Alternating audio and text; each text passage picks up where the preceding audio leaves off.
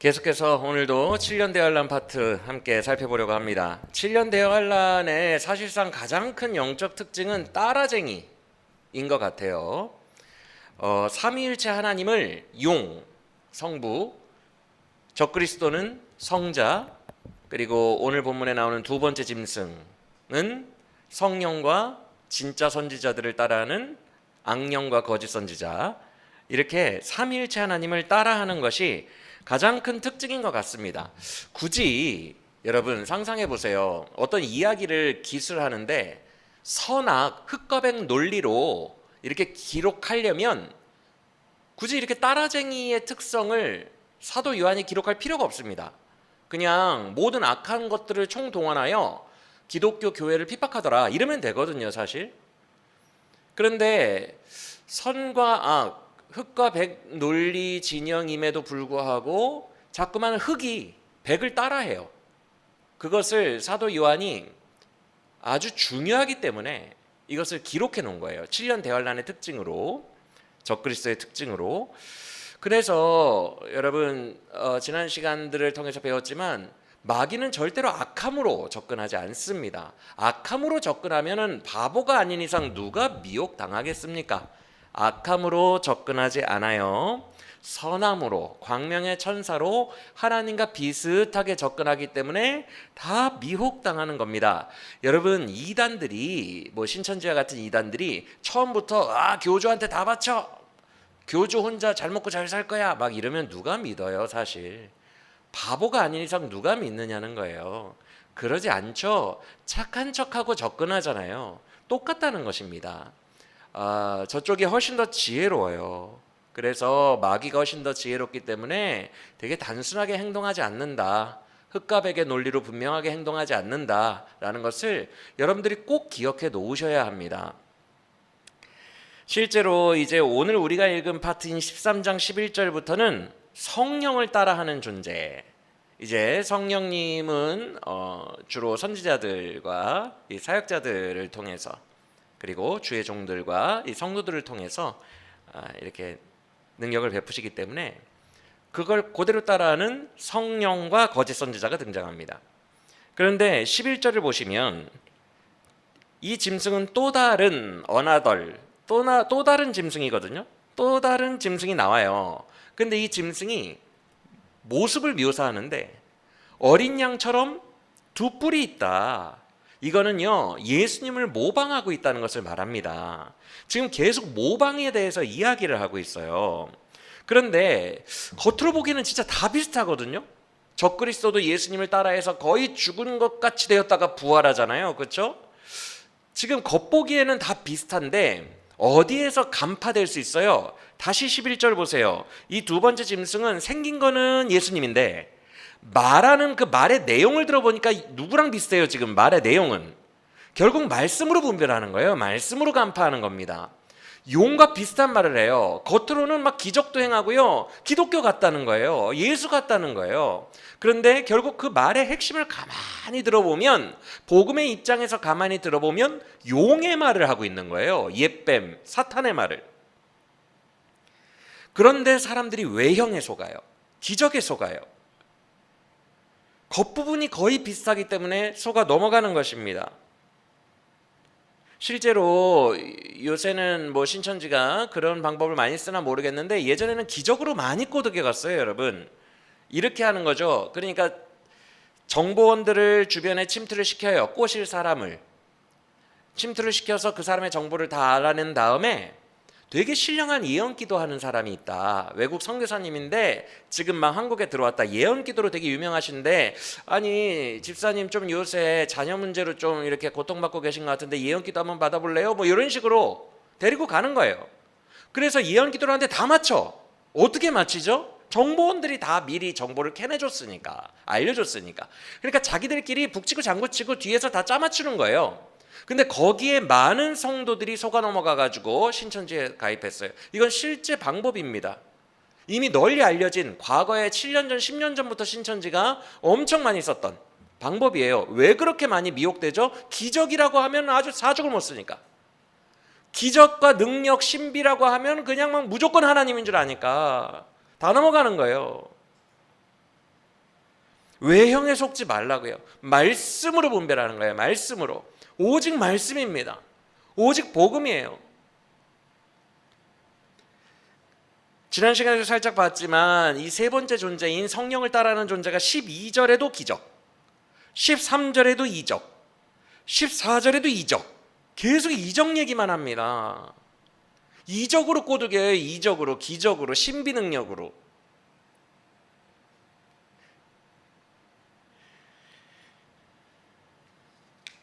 그래서 지난 시간에도 말씀드렸지만 말세를 사는 성도들은 겉모습에 절대로 속으면 안 되고 광명의 천사로 위장하고 와서 실제로 기적을 펼칩니다. 수많은 기적들을 펼쳐요. 그 기적에 속지 말고 말씀으로 파고 들어가면 아, 용이 말하는 거였네 라고 그 실체를 알게 돼요. 이렇게밖에 간파가 안 된다는 거 얼마나 무섭습니까, 여러분? 오직 말씀으로 분별하고 간파하는 예수님처럼 다가오지만 사실은 용이었던, 옛 뱀이었던 그 존재를 간파해낼 수 있는 우리 모두가 되길 원합니다.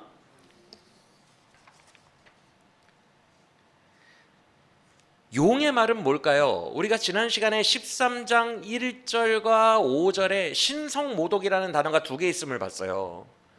적그리스도의 온 머리에 신성모독하는 이름들이 다 새겨져 있다고 1절에 돼 있고요.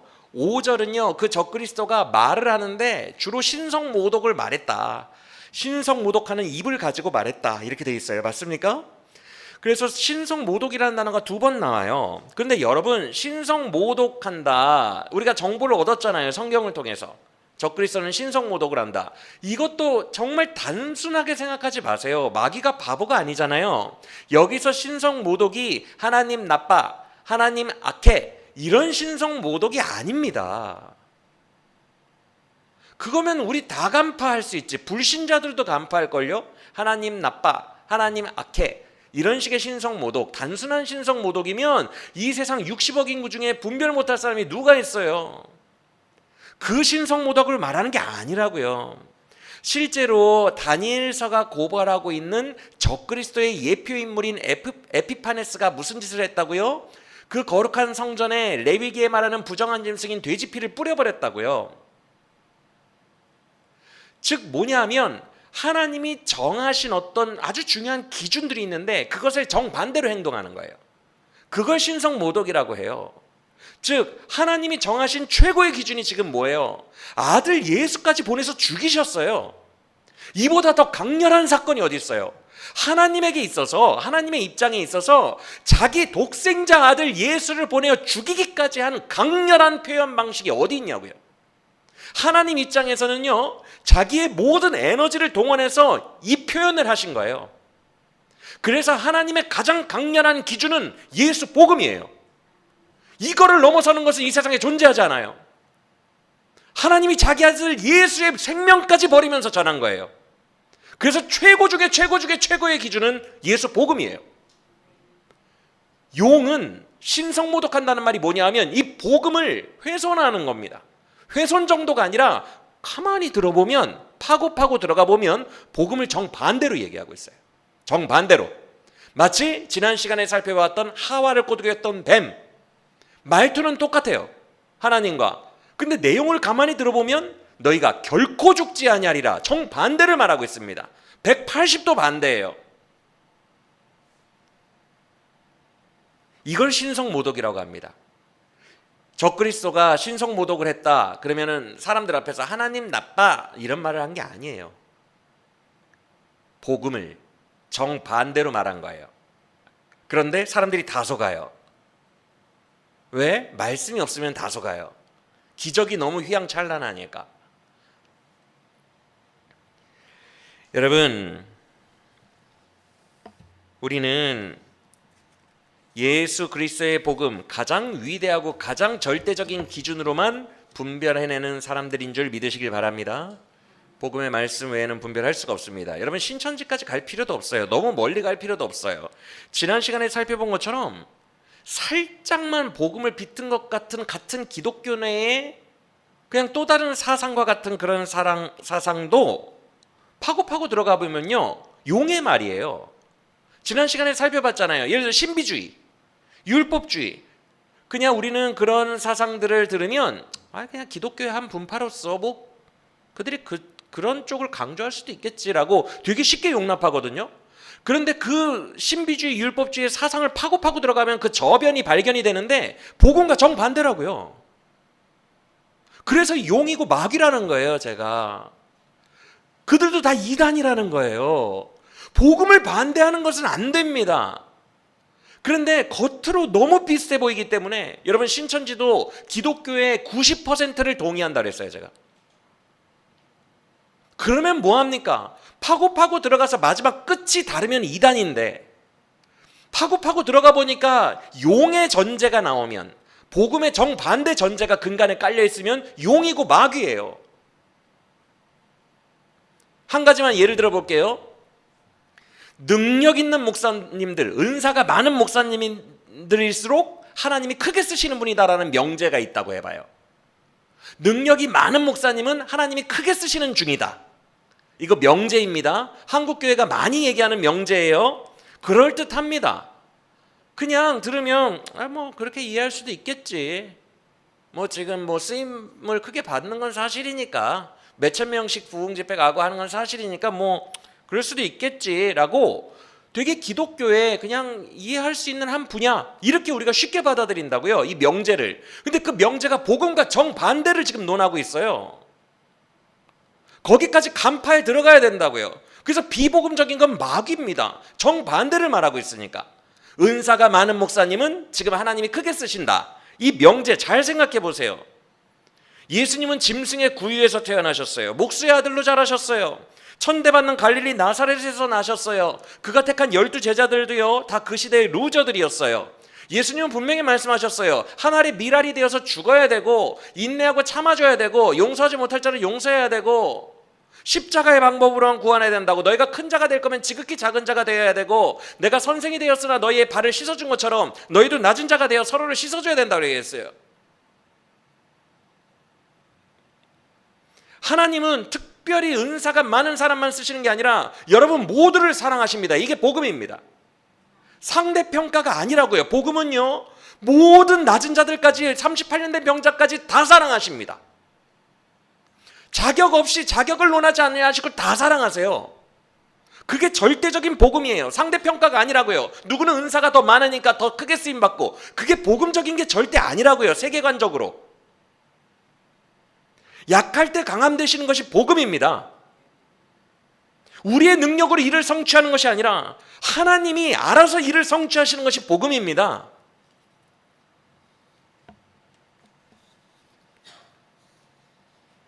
그래서 은사가 많고 능력이 많은 목사님은 지금 현재 하나님이 크게 쓰시는 중이야 라고 우리가 함부로 한국교회가 말하는 이런 명제들은 수많은 용의 말들을 지금 퍼뜨리고 있는 거예요. 그거 되게 비복음적인 사상이고 근간이에요. 우리는 저 멀리 신천지까지 갈 필요도 없어요. 우리 한국교회가 너무 무분별하게 그냥 그렇지 뭐 이렇게 얘기하는 수많은 명제들이 파고 들어가면 다 용의 말이라고요. 복음적이지 않다고요. 매우 위험한데 우리들은 정말 쉽게 속아요. 왜요? 어린 양의 두 뿔을 하고 있으니까. 기독교인 척하고 있으니까. 여러분, 뱀은 하나님이 만드신 존재 중에서 가장 간교한 자라고 그랬어요. 뱀을 우습게 보지 마세요, 여러분. 마귀를 우습게 보지 마세요. 엄청 똑똑합니다. 여러분에게 쉽게 간파당할 존재라면 마귀도 아니에요. 이 세상 모두를 지혜로 압도할 수 있어요. 가장 간교한 자라고 했어요. 최고급을 썼어요. 가장. 누구한테 지혜로 밀리겠습니까? 마귀가. 여러분에게 막 간파당하겠어요?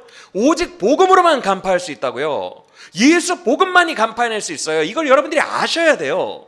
기적으로도 기적을 그도 펼치기 때문에 능력과 신비와 기적으로 절대 간파 못합니다. 이 일이 지금 성령이 한 건지 악령이 한 건지 간파 못한다고요. 느낌으로 한다고요? 내 감정으로 한다고요? 아니요, 절대로. 복음으로만 분별할 수 있어요. 복음으로만. 우리가 마귀를 이길 무기는 예수 그리스도의 복음밖에 없다고요.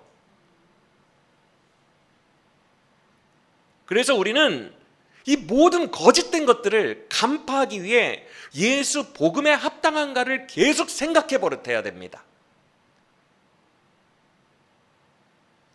이게 정말 복음적으로 맞는 건가? 왜 이렇게 해야 돼요? 마귀가 엄청 열심히 일하고 있기 때문에 그래요. 오늘날에도 성도들을 미혹하려고 엄청 많은 사상들을 가지고 우리를 미혹하고 있기 때문에 우리도 깨어서 우는 사자와 같이 우리를 삼키는 그 마귀를 대적하기 위하여 늘 복음적으로 한 번 더 파고 들어가 봐야 돼요. 이게 진짜 맞는 건가? 그래서 무서운 것은 오늘날 성도들도 이게 분별이 잘 안 되니까 짐승을 경배하고 있어요. 이거 7년 대환란 때만 일어나는 일이 아니에요. 오늘날에도 일어나는 일이에요. 짐승을 경배하고 있다고요. 왜? 용의 말을 그대로 믿고 따르니까. 저 목사님은 은사가 많으니까 주님이 크게 쓰시는 거야. 용의 말을 그 사상 저변까지 파고들지 않고 간파하지 않고 그냥 따르니까 경배하고 있는 겁니다. 짐승을 계속 경배하고 있는 거예요. 용의 말을 경배하고 있는 거예요. 자기는 기독교를 믿는 줄 알고 있거든요. 속고 있는 겁니다. 따라쟁이에게, 기독교 따라쟁이에게, 어린 양의 두 뿔을 가진 자에게. 여러분, 아유 목사님 맨날 왜 이렇게 배타적이에요? 왜 이렇게 협소하게 자꾸 가려고 그래요? 우리 다 이렇게 포용하면 좋잖아요. 아니에요. 기독교는 원래 배타적인 종교입니다.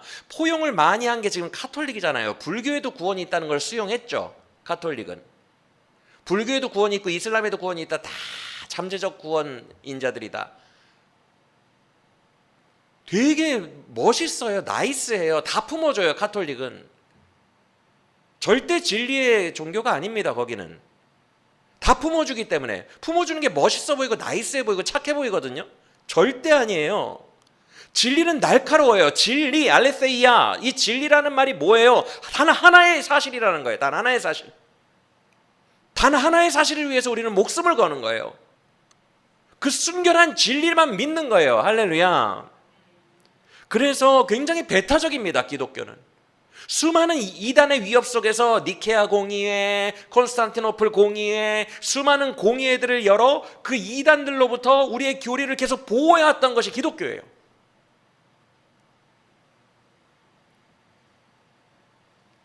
여러분, 하나님은 순전한 진리인 예수 복음을 통해서 올라오는 것만 받으십니다. 그러니까 다른 것들을 용납하시면 안 된다고요. 예수 복음을 관통해서 올라온 것들만 영광 받으세요. 그 이외의 루트로 올라온 거, 여러분 이 정도는 여러분들도 분별하실 수 있죠. 여러분들이 불교 행사에 가서 가난한 자들에게 착한 일을 하면 그거 하나님의 영광 받으실까요? 그 정도는 분별하실 수 있죠. 똑같다는 거예요. 아주 미묘한 차이를 보이는 용의 말들, 지금 기독교인 척하면서 다가오는 모든 것들도 하나님 영광 안 받으십니다. 오직 순수 복음을 통해 올라가는 것만 영광 받으세요.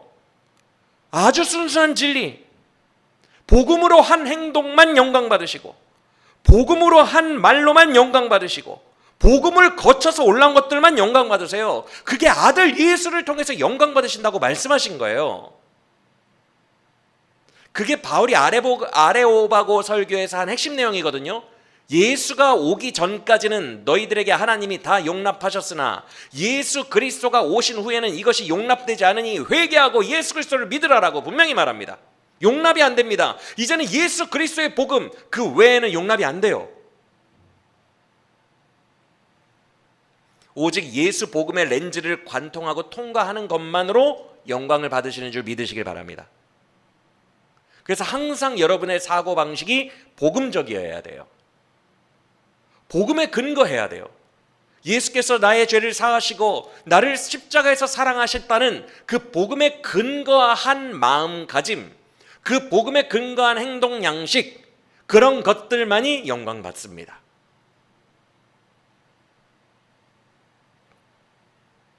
그런데 삼위일체를 따라하는 마귀의 세력들은 사실 파고 들어가면 이 복음과 정반대를 말하고 있는데, 뱀이니까 뱀이 하와에게 정반대를 얘기한 것처럼 정반대를 말하는데 자기들이 마냥 진짜 기독교인 것처럼 사람들을 미혹한다는 거예요.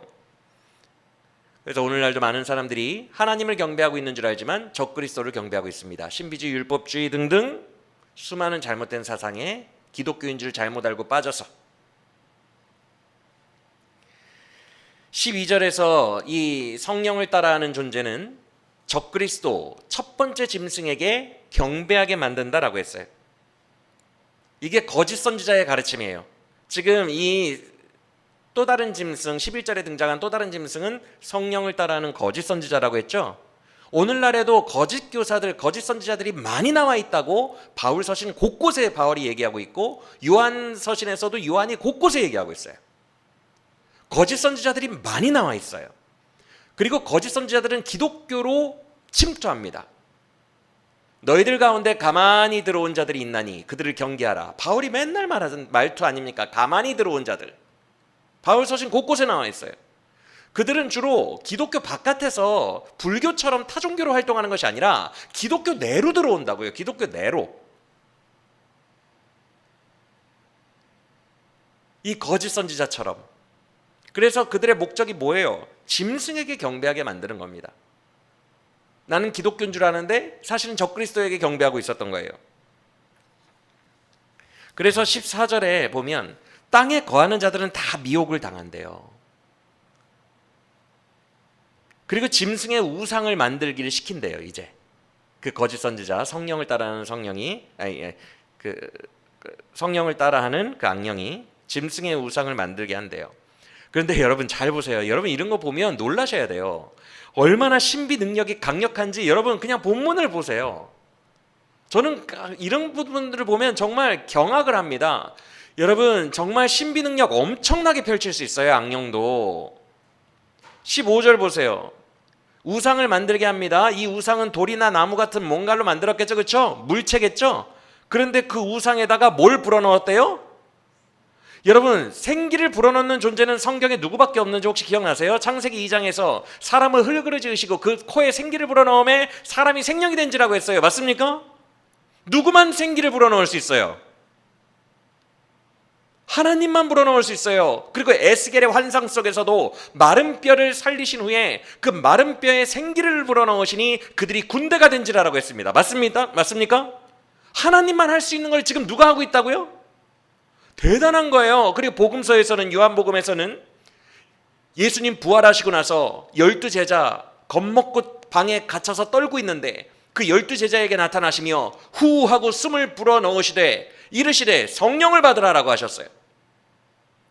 즉 성령, 생기 이런 거를 후 불어넣으실 수 있는 분은 예수 그리스도와 그의 아버지 하나님밖에 없다는 거예요. 믿습니까? 근데 그걸 따라 하는 겁니다.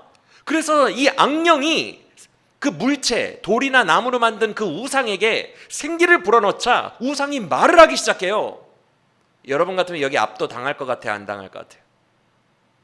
이 정도 기적이에요. 암덩어리 떨어지는 수준이 아니라고요. 사물에다가 생기를 불어넣어요. 이 정도 기적인데 여러분들 무릎 꿇을 것 같아요? 안 꿇을 것 같아요? 기적 좋아하는 사람들은요 정말 너무 좋아할 거예요. 지금 사도 요한이 왜 이런 말을 할까요? 이 정도까지 따라할 수 있다는 것을 계속 보여주는 거예요.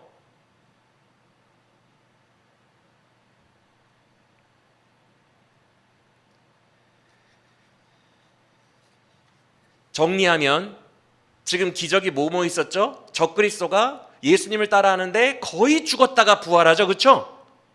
그걸로 먼저 한번 사람들에게 환호성을 듣습니다. 그 다음에 성령을 따라하는 이 거짓 선지자가 각종 이적을 행하는데 심지어 하늘에서 불을 내렸다고 돼 있어요. 엘리야를 따라한 거죠. 맞습니까? 그러다가 클라이막스, 물체, 사물에다가 생기를 불어넣어서 그 사물이 말을 하게 만들어요. 여러분 상상이나 되십니까? 이 파워가? 이거 버텨낼 수 있겠어요? 지난 시간에 말씀드린 것처럼 황금 보기를 돌같이 하듯 기적 보기를 정말 쓰레기 보듯 하찮게 보듯 그냥 발에 채이는 자갈 돌로 보듯 그렇게 훈련된 사람 아니면 이거 못 배겨냅니다. 환호성을 지르며 적그리스도에게 입맞추러 갈 거예요. 적그리스도 발에 단언할 수 있어요. 우리는 그날에 나도 모르는 사이에 적그리스도를 경배하고 있을 겁니다.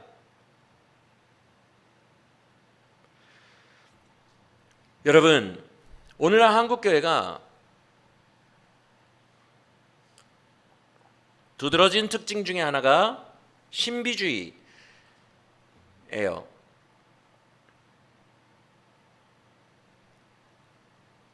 이제 율법주의와 결탁이 돼요. 신비주의는 무조건 두 신학은 서로를 보완해 주기 때문에.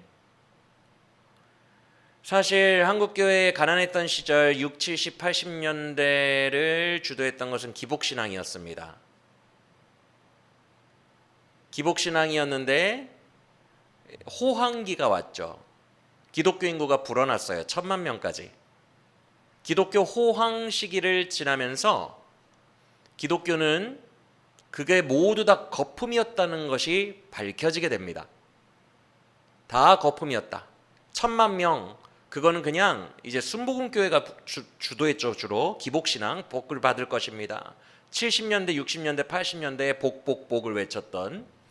그래서 한국교회가 크게 그렇게 기복신앙으로 인구를 늘려놨는데 그 인구 자체의 파워가 내실이 하나도 없는 거품임이 세상 속에서 다 드러났어요. 그래서 기독교를 사람들이 부정하기 시작하고 개독교라고 부르기 시작하고 기독교를 떠나기 시작합니다. 전도가 되지 않아요. 기독교의 호황을 경험한 기독교가 위기라는 생각을 갖게 되고 그 위기를 타개할 수 있는 개선 방안으로 채택한 게 신비입니다. 아주 그냥 저 불신자들 밖에 사람들에게 하나님만이 하나님이신 걸 본때를 보여달라는 거예요. 막 번개를 내려주시고 막 그렇게 압도적인 파워로 제왕적 기독교, 힘으로 눌러버리자는 거예요. 힘으로 저들을 굴복시켜버리자는 거예요. 기독교를 인정하지 않는 저들을 기적을 뻥뻥 터뜨려 주셔서 다시 기독교 부흥시키자는 거예요. 그래서 지금 한국교회가 기복신앙 다음에 신비주의가 왔어요. 여러분, 신비주의는 대안이 아닙니다. 완전히 속고 있는 거예요. 왜 이렇게 단순하게들 생각하는지 모르겠어요. 암 환자가 암덩어리가 떨어지게 해주면 불신자들이 믿겠지? 그건 제왕적 기독교예요. 제왕적 기독교. 그냥 위에서 찍어 누르는 겁니다. 자꾸 기적을 발휘하고 능력을 발휘해가지고 안 믿을 거야? 내가 더 기적 보여줄까? 이렇게 자꾸만 위에서 능력으로 더 강함으로 찍어 누르는 거예요. 잘못됐다고요. 왜 그렇게 분별을 하는지 모르겠어요. 단순하게. 그거 함정입니다.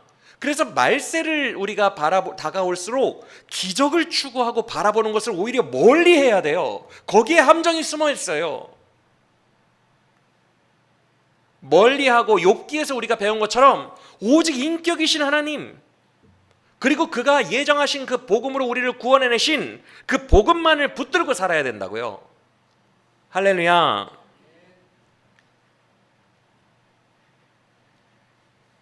여러분, 이제 말세에는요, 알곡과 가라지가 더 분명해집니다.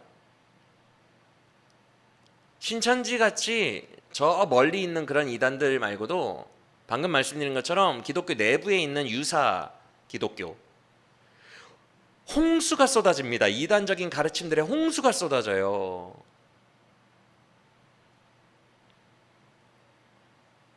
그 가운데서 오직 복음과 인격적인 예수님, 나를 십자가에서 사랑하시고 죄인된 나를 구원하시고 나의 모든 죄를 보혈로 씻으시고 나를 의롭다 하시고 내 안에 성령 주시고 그 성령과 더불어 나와 함께 하시다가 천성으로 나를 인도하시는 그 주님, 나의 구세주, 그 예수 그리스도의 복음, 그걸 붙드는 사람만이 알곡으로 구분되는 거예요.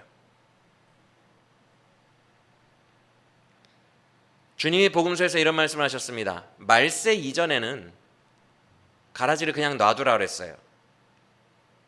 원수가 밭에 가라지를 쑥 뿌리고 갔는데 어린 시절에는 가라지와 알곡이 구분이 잘 안 됩니다. 말세가 오기 전에 어린 시절에는. 그래서 가라지 뽑으려다가 가라지인 줄 알고 알곡까지 뽑을까 하노니 너희는 가라지를 그만두라, 가만히 두라. 그러다가 나중에 추수할 때가 이르면, 말세가 되면 양쪽이 확연하게 구분될 것이니 그때 내가 가라지들을 다 뽑아다가 불에 사르리라 라고 말씀하셨어요. 즉 말세가 갈수록 알곡과 가라지가 분명하게 구분됩니다. 그래서 이제는 구분되는 것을 요한계시록은 표를 치는 것과 인을 치는 걸로 완전히 갈라버리는 거예요. 적그리스도 쪽은 표를 치고요, 14장에서 우리 예수님 쪽은 인을 칩니다. 구분된다는 거예요. 표를 받은 자들과 인을 받은 자들로. 그게 최후 말세입니다. 그래서 13장 16절 이하를 보면 여러분 666 세대주의자들도 이단이거든요. 여러분 이제 길거리 가면서 보시면 예수 천국 불신지옥 맞는 말을 하는 것 같지만 바코드를 받으면 안 됩니다. 뭐 그러면서 막 666 바코드 이런 거 얘기한 옛날 세대주의자들 봤을 거예요. 다 이단이에요.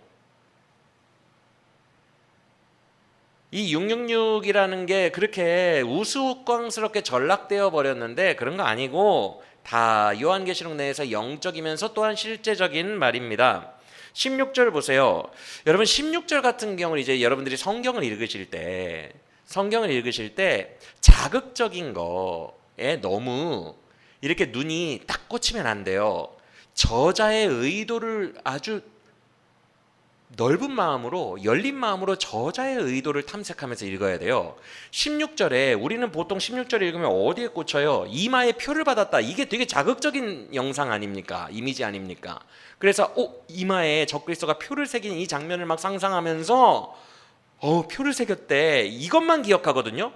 근데 저자의 의도를 알고 성경을 여러분들이 제대로 읽으려면요, 이 저자가 지금 뭘 강조하고 있는지를 봐야 돼요. 저는 16절에서 진짜 저자가 강조하고 있는 것은 모든 자들이라는 생각이 들어요.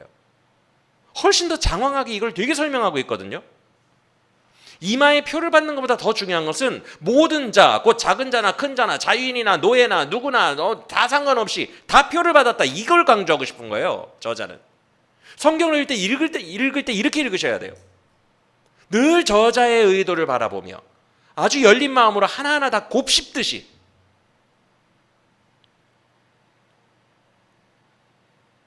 모든 자들이 다 표를 받았대요, 여러분. 짐승의 표를. 맞아요?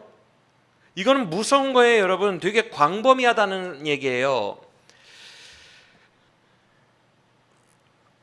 우리 기독교가 가장 원하는 걸 적그리스도가 성취하는 거예요. 여러분 잘 들으세요. 이게 얼마나 무서운 말인지 생각을 해보세요. 지금까지 배운 거를. 적그리스도는 분명히 기독교를 따라한다고 그랬어요. 맞습니까? 분명히 기독교를 따라한다고 했는데 지금 그의 표식을 받은 사람들의 그 범위를 보면 전 국민입니다. 왜냐하면 땅에 사는 모든 자들이니까. 맞습니까? 그러면 기독교를 따라하면서 존재했는데, 기독교를 따라하면서 이렇게 나타났는데 전 세계의 사람들의 추종을 받았다는 거거든요. 여러분 이게 기독교가 원래 원했던 거 아닙니까? 물이 바다 덮음같이 온 열방이 예수를 인정하게 되는 거 우리가 원했던 거 아니에요? 적그리스도가 성취한다고요. 뭘로? 기적으로. 그러면 우리 하나님은 왜 이 방법을 안 쓰셨을까? 기적으로 구원받는 게 아니니까. 십자가의 희생과 복음으로 구원받는 거니까. 이해가 되십니까? 이게 얼마나 무서운 일인지 몰라요. 물이 바다 덮음같이 적그리스도의 영광을 인정하는 것이 온 세계에 가득하게 된다고요. 그날에. 왜? 압도적인 권세를 가지고 기적을 펼치니까. 그날에 다 이루어질 거예요. 우리 지금 한국 기독교가 바라보고 있는 게 뭐예요? 즉각 보상해주는 하나님. 내가 40일 금식 기도했으니까 암덩어리 낫게 해주는 하나님. 적그리스도가 즉각 먹여준다고요. 적그리스도가 다 보상해준다고요. 자기를 따르는 자들에게 보상을 바로바로 해줍니다. 응답이 바로 돼요, 여러분. 응답이. 한국교회가 제일 좋아하는 게 응답 바로 되는 거잖아요. 그리고 고생하는 거 싫어하잖아요. 암 걸려서 호스피스 병동에 들어가가지고 고생하다 죽어가는 거 너무 싫으니까 암덩어리 떨어지게 해달라고 기도하잖아요. 뭐예요? 편하게 살고 싶다는 거거든요. 그냥 쉬운 방법을 원합니다. 쉽게 암덩어리가 떨어지면 좋겠고, 공부 못하는 아들이 공부 잘하게 돼서 서울대 가면 좋겠고, 그냥 다 쉽게 해요. 쉽게. 그걸 적그리스도가 다 해준다고요. 적그리스도의 나라에서 다 이루어질 겁니다. 그 환상이. 그래서 모든 열방이 그를 따르게 될 거예요. 너무 좋으니까. 여기서 분별하고 살아남는 자가 몇 명이나 될까요? 적그리스도의 의도는 단순합니다. 모든 사람들이 꿈꾸던 거거든요. 마귀가 광야로 가신 예수님을 유혹할 때 어떻게 유혹했죠? 높은 산에 데려가서 저 세상을 보라. 다 줄게라 그랬어요. 다 줄게. 줄 수 있다는 겁니다. 많은 사람들이 꿈꾸는 그 욕망들을 다 해줄 수 있어요. 암덩어리도 떨어지고 서울대도 보내줄 수 있어요. 다 즉각 응답해줘요. 정말 아름다운 나라가 펼쳐집니다. 파라다이스가 펼쳐져요. 그렇게 만들어 놓고 표를 받지 않는 자들은 다 죽이니라라고 15절에 돼 있는 거예요. 그런 식으로 모든 사람을 다 꼬드겨 놓고 아직까지 자기에게 저항하고 있는 진짜 기독교인들은 다 죽인다고 돼 있어요. 15절에. 이게 적그리스도의 의도한 바입니다. 그래서 알곡과 가라지는요, 적그리스도가 구분하는 거예요. 말세가 될수록 점점 더 적그리스도의 활약 때문에 구분되는 것입니다.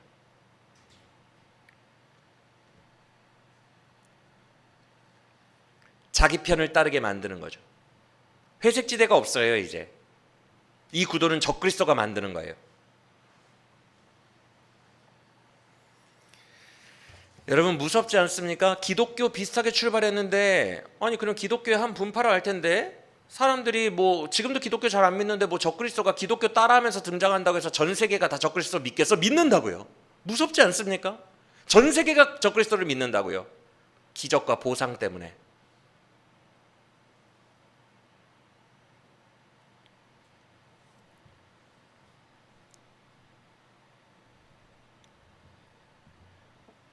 그래서 자기 백성들에게는 표를 친다고 되어 있거든요.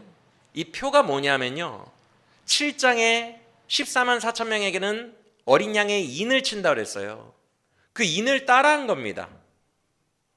그런데 일부러 사도 요한이 헬라어를 다른 걸 써요. 따라한다는 걸 강조하기 위해서 다른 걸 씁니다. 표는 헬라어로 하락스마라고 해요. 하락스마. 가래가 좀 이렇게 좀 돼야 돼요. 그리스도도 크라이스트예요. 크리스토스. 헬라어로는 크리스토스. 근데 이게 크가 아니라 하입니다. 헬라어로 X 들어가면 다 하야. 크리스토. 그래서 이게 카리스마가 아니라 카르스마예요. 카르스마. 이게 표인데, 이 표는 뭐냐 하면 표면에 조각칼로 새기는 겁니다. 즉 적그리스도가 나를 따르는 자들에게는 이마와 손목에 조각칼로 외부적으로 드러나는 뭔가를 새기는 거예요. 정말로 사람에게 새기진 않죠. 그러면 피 나는데 상징적인 거예요. 즉 외부적으로 뭔가 드러나는 적그리스도의 편이다라는 것을 분명히 드러나는 어떤 그 조각 같은 것을 각 사람들에게 어떤 표식으로 한다는 거예요. 뭔가를. 그래서 이 하락스마, 이 단어는 물리적인 느낌이 강합니다. 막 파서 조각칼로 막 파서 새기기 때문에, 새기다라는 뜻이거든요. 그러면 구체적으로 이 헬라어는 어떤 의미가 있느냐? 소속과 충성과 관련이 있어요. 소속과 충성. 즉 넌 이제 적그리스도 소속이야 라는 것을 분명히 하면서 나에게 충성해 라는 의미 쪽과 관련이 있습니다. 대략 이해가 되시죠? 이 헬라어의 느낌. 왜냐하면 이제 어린 양의 인을 받은 성도들과는 완전히 다른 느낌이기 때문에 그래요. 소속과 충성이 이쪽이라면 기독교 쪽에 주신 인이라는 헬라어는 스프라기스예요. 스프라기스. 이 단어는 도장 찍다라는 뜻이에요. 많이 말씀드렸어요. 우리나라도 도축장이 아니라 돼지 사육하시는 분들 보면 돼지 엉덩이에 보라색으로 도장을 뻥 찍잖아요. 그렇죠? 그거예요. 그거. 그래서 적그리스도가 조각칼로 하나씩 쫙 긁으면서 새겨놓는 거랑 좀 다른 의미입니다. 그거는 좀 물리적으로 소속과 충성을 말하는 거라면, 이쪽은 인을 치는 것은 내 사랑하는 양이야, 내 가축이야, 내 소유야. 소유예요. 저쪽은 소속이고. 이해가 됩니까? 너는 내 소속이니까 나한테 충성해 쪽이 가깝다면, 즉 아랫사람들이 적그리스도에게 소속됐으니까 이제 막 올려서 충성을 올리는 쪽에 가깝다면 느낌이, 인을 쳤다는 것은 너는 내 사랑하는 양이야, 그러므로 내가 너를 이제 돌봐줄 거야 라고 위에서부터 보듬어 주는 게 내려오는 느낌이 강합니다. 이해가 되십니까? 이것을 지금 대조해서 사도 요한이 헬라어로 표현하고 있는 거예요. 이것까지 따라하는데 그 의미는 완전 다르다는 거예요. 여러분, 다윗이 뭐라고 얘기했죠? 자기는 자기의 사랑하는 양떼를 사자나 곰이 잡아가면 그 사자나 곰을 쫓아가가지고 수염을 잡고 때리고 입을 열어가지고 양을 빼내서 데리고 왔다 그랬죠. 이건 목숨을 건 거예요. 즉 양한테 야, 나 따라와, 나한테 충성해, 그렇게 하는 목자가 아니라 양의 엉덩이에 인을 치고 얘는 내 사랑하는 내 양이야 라고 인을 친 후에 자기 인을 친 자기 양떼만큼은 목숨을 걸고 구원해내는 것이 다윗이 말한 목자입니다. 그런데 그런 목자 유형으로 다윗은 고백했어요. 여호와는 나의 목자시니 라고 말입니다.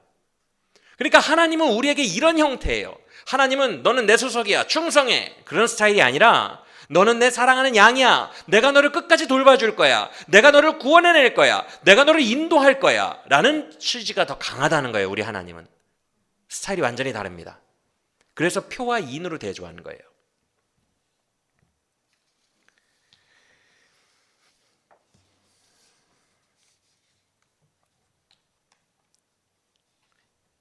그래서 우리는 미혹되기 쉬운 약한 존재입니다. 여러분, 우리들 고생하는 거 다 싫어하잖아요. 누가 암 걸려가지고 호스피스 병동에 가서 고통받는 거 누가 좋아해요? 빨리 암덩어리가 났으면 좋겠지. 우리가 기본적으로 그런 욕망을 가진 미혹되기 쉬운 연약한 존재들입니다. 그래서 양떼는 말 그대로 말 되게 안 들어요. 고집도 세고 양들은 그냥 고집이 얼마나 센지 몰라요. 그래서 이사야서, 여러분들이 읽은 이사야서에서 우리는 다 양 같아서 그릇 행하여 각기 제 갈 길로 갔다 그랬잖아요. 고집이 얼마나 센지 각기 내가 옳은 길로 가요. 그런데 그런 우리 모두의 죄악을 예수님에게 담당시키셨다고 하잖아요. 맞습니까? 우리는 너무너무 연약하지만 우리의 목자가 너무 선하세요. 그래서 그 목자 되신 예수님이 우리를 평생 인도하십니다. 너는 내 양이라, 내가 나의 양을 위하여 목숨을 버리노라 라고 하셨어요. 다윗이 자기 양떼를 구원한 것처럼 예수님도 똑같이 하신다고요. 사자에게 물려가도, 우리가 마귀에게 물려가도 예수님 다윗처럼 쫓아오십니다. 그래서 우리를 건져내십니다. 약하디 약한 울부짖는 우리를 건져내세요. 저 천성까지 우리를 인도하십니다. 그게 예정 안에서 우리를 은혜로 인도하시는 목자의 은혜예요. 할렐루야. 그래서 표식은 조금 권력적인 느낌이 강하다면 이는 주권적 사랑의 느낌이 더 강하다. 그런데 양쪽 모두 표식을 하는 거죠. 그래서 알곡과 가라지가 구분되기 시작하는 거예요. 표식이 분명해지는 겁니다. 그래서 지금 이 본문은 무슨 바코드로 SF 영화를 찍는 게 아니라, 바코드를 새긴다 뭐 이런 게 아니라, 기독교인 척 적그리스도가 미혹해와서 전 세계를 잠식할 때 너는 누구의 소속으로 있을 거냐 라는 것을 물어보시는 영적인 말씀입니다. 그래서 17절을 보면 이제 문제의 구절이 나오죠. 이 표는 이름이나 수다. 그러니까 하나가 아닌 거예요. 즉 표는 이름이고 이름은 수인 거예요. 이해가 되십니까? 세 개를 등식으로 설명하는 거예요. 그런데 이렇게 말합니다. 17절, 그 표는 짐승의 이름이다. 그런데 그 이름을 수로 표현하면 666이래요. 이게 다 같은 거래요. 자, 그런데 중요한 단어가 있어요, 여러분. 이런 것들을 이제 성경을 읽을 때 간과하시면 안 되는 게, 사도 요한이 이런 말투를 잘 쓰지 않아요. 근데 18절에서 지혜가 여기 있으니 총명한 자는 한번 수를 세어볼래? 요한 문서 전체에서 사도 요한이 이런 말투를 쓴 적이 많이 없어요. 되게 어떤 느낌이냐면 막 설교하다가, 되게 공적으로 막 설교하다가 여러분 근데 지금 덥지 않아요? 이렇게 갑자기 본인 말투로 얘기하는 것 같은 그 느낌이에요. 그만큼 이게 현실적인 지금 얘기라는 얘기를 하고 싶어요. 왜 이런 말을 했을까? 세어보래요. 여기서 세어보다라는 말이 수학적으로 계산하라는 뜻이거든요. 이런 이례적인 말을 요한이 왜 했을까? 여러분 이 666은 중의적인 표현이 있어요. 중의적이라는 게 뭐냐면 두 가지 의미를 담고 있어요. 첫째는 뭐냐면 말 그대로 세어보라는 거예요. 여러분 예전에 한번 언제 얘기했는지 기억이 안 나는데 게마트리아 방법이라는 방법이 있어요. 그 고대 언어는 각 알파벳에 숫자가 부여되어 있습니다. 예를 들어서 A는 1, B는 2, C는 3 이런 식으로 숫자가 부여되어 있어요. 왜냐하면 숫자라는 개념을 사용한 지가 얼마 되지 않았기 때문에 우리는 아라비아 숫자를 쓰고 있죠. 근데 숫자라는 개념이 고대 사회에는 없었어요. 그래서 그냥 문자로 숫자를 썼어요. 그래서 문자로 써놨는데 그거를 숫자로 환산할 수 있거든요. A는 1이니까 A, B 나오면은 1 더하기 2는 3이네. 이런 식으로 그걸 게마트리아 방법이라고 합니다. 근데 히브리인들도 이걸 써요. 아주 잘 써요. 여러분 이거는 히브리어를 이렇게 좀 저처럼 이제 설교를 위해서 히브리어를 이렇게 많이 보는 사람들은 확실히 압니다. 어떤 단어가 있는데 주석 히브리어 사전을 보면 이는 숫자 2이기도 하다. 이런 식으로 써놓은 단어들 진짜 많아요. 구약에. 그러니까 숫자 2로도 해석이 되고 뭐 예를 들어서 비둘기 이렇게도 해석이 되는 거예요. 즉 그거를 지금 그 단어를 설명해 놓은 히브리어 단어 사전 하는 사람도 모르는 거예요. 이게 게마트리아적으로 숫자를 의미하는 것인지 진짜 그 단어를 의미하는 것인지를 몰라요. 그만큼 히브리인들은 게마트리아를 많이 썼어요. 그래서 이 666을 게마트리아 방법으로 숫자를 분해해 보면 네론 케사르가 됩니다. 카이사르 네로. 근데 네론 이제 히브리어로는 네론 케사르. 이 네론 케사르라는 단어를 히브리어로 분해해 보면 정확하게 666이 나와요. 그런데 이거 너무 갖다 붙인 거 아니에요? 라는 얘기가 있을 수도 있어요. 맞아요. 아돌프 히틀러도 666이 나온대요. 그러면 이제 다 갖다 붙일 수 있잖아요. 그렇죠? 그래서 너무 갖다 붙인 거 아니냐라는 얘기를 하는데 이 카이사르 네로로 해석하는 이 해석이 학계에서 상당히 정설로 받아들여지는 이유가 있어요. 고대 문서 때문에 그래요. 여러분 지금 성경은 약 2만 7천 개 정도의 사본이 발견됐어요.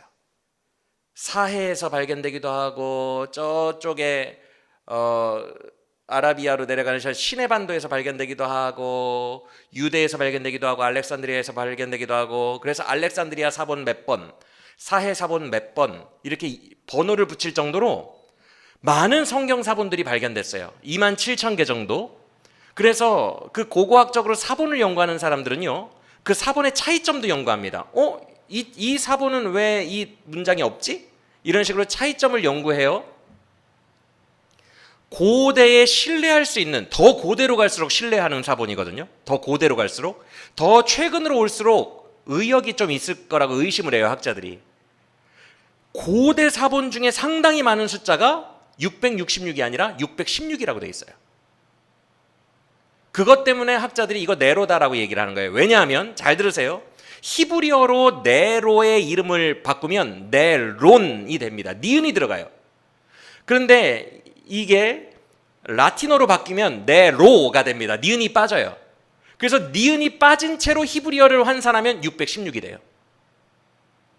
그래서 이런 고문서적인 정보들까지 다 환산했을 때 그냥 무조건 아돌프 히틀러다 막 이렇게 갖다 붙이는 게 아니라 지금 사도 요한이 지금 도미티안 황제의 핍박을 받고 있잖아요. 그래서 지금 이 황제와 로마 제국을 등에 업고 너희를 괴롭히는 이가 바로 적그리스도니까 버텨야 된다. 절대로 그에게 순복하면 안 된다. 순교의 자리로 나아가야 된다라고 하기 위해서 네로라는 암호를 썼다. 게마트리아 방법으로 라는 것이 학계에서 상당히 정설로 받아들여지는 이야기예요. 그런데 지금 666을 중의적인 표현이라 그랬죠. 사도 요한이 의도하는 게 또 있어요. 여러분, 사도 요한은요 숫자를 너무너무 좋아합니다. 그냥 웬만하면 숫자로 그냥 다 표현해버려요. 제일 흔한 게 7을 많이 쓰죠. 그렇죠? 왜냐하면 7은 하나님의 숫자 완전수니까. 그리고 12라는 숫자도 되게 많이 쓰는 걸 봤고, 또 10이라는 충족수도 많이 쓰는 걸 봤어요. 그래서 그냥 단순히 666을 쓴 걸 수도 있어요. 그러니까 중의적 용법이에요. 두 가지 의미를 다 가지고 있는 거예요. 6은 뭐냐면요, 여러분, 인간의 수입니다. 방금 전에 여기서 사람의 수라고 그랬죠, 그렇죠? 히브리인들에게 6은 인간이에요, 인간. 그리고 거기에 1을 더한 7이 안식일, 완벽해지는 거예요. 하나님의 창조 세계. 이해가 되십니까? 그래서 그 7이 딱 되어야 하나님이고, 그보다 하나 모자란 걸 인간이라고 봐요. 그래서 6은 사람의 수입니다, 원래 히브리인들에게. 그런데 워낙 계시록에서 숫자 쓰기를 좋아하는, 숫자의 상징적 의미를 쓰기 좋아하는 요한이 그냥 666 강조해 놓은 거예요. 사람. 이건 사람의 수다. 사람이다. 두려워하지 마라. 고작 인간이다. 진짜 7은 하나님께 있다. 너희를 아무리 이 네로 도미티안이 괴롭힌다고 해도 고작 인간일 뿐이다.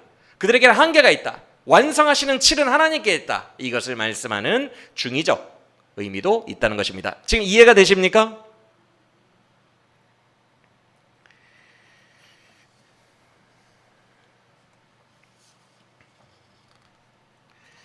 시간이 많이 갔기 때문에 14장까지 말씀을 드리려고 했는데 이거 다음 시간으로 미루고요.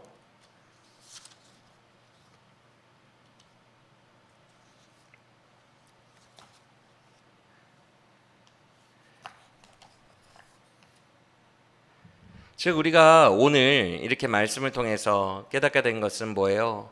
순전한 복음으로만 분별할 수 있다. 압도적인 능력으로 전 세계를 장악한다. 알곡과 가라지는 구분된다.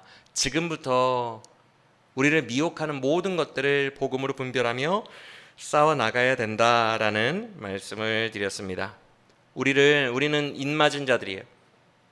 우리는 성령으로 인쳤어요. 여러분 안에 성령이 계십니다. 성령이 함께 계십니다. 그리고 그 성령이 여러분을 구원의 날까지 인도하실 거예요. 이 14장을 봐야 결론이 나오는데,